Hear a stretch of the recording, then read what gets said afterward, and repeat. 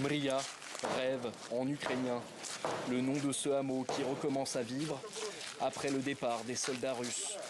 Les forces d'invasion viennent d'évacuer toute la région. Il est temps de reconstruire et de célébrer. Ici c'est Mria, le village du rêve, ici. Bienvenue au rêve. Le mot enfant est tagué sur les maisons. 30 habitants étaient présents pendant l'occupation. Cet homme est resté avec sa famille depuis la venue des soldats.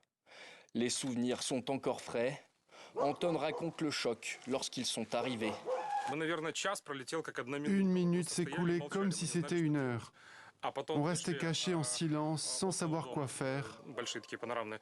Et puis on a vu par la fenêtre qu'un blindé était garé à côté de la maison du voisin. Des soldats sont sortis du véhicule et depuis, nous n'avons plus dormi. À chaque fois qu'il croise un voisin, Anton le prend dans ses bras. L'euphorie d'une liberté retrouvée. Pour autant, il ne peut pas oublier les exactions des soldats russes. Pendant leur pillage, Anton a même confronté l'un d'entre eux. Que je lui demande « Pourquoi tu prends cet argent ? T'as jamais rien construit, rien. Qu'est-ce que tu fais?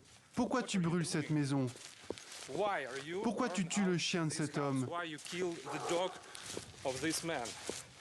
Et ensuite, il me regarde. Et la seule chose qu'il m'a répondu, c'est « Désolé. » Comme ça, t'es désolé? Voici sa maison, l'une des seules du village à posséder une cave.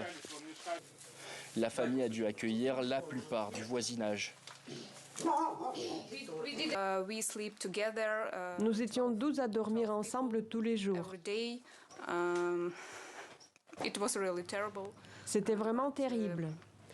Nous n'avions pas beaucoup de nourriture, alors on a dû aller en chercher dans les maisons de nos voisins pour rassembler tout ce qu'on pouvait.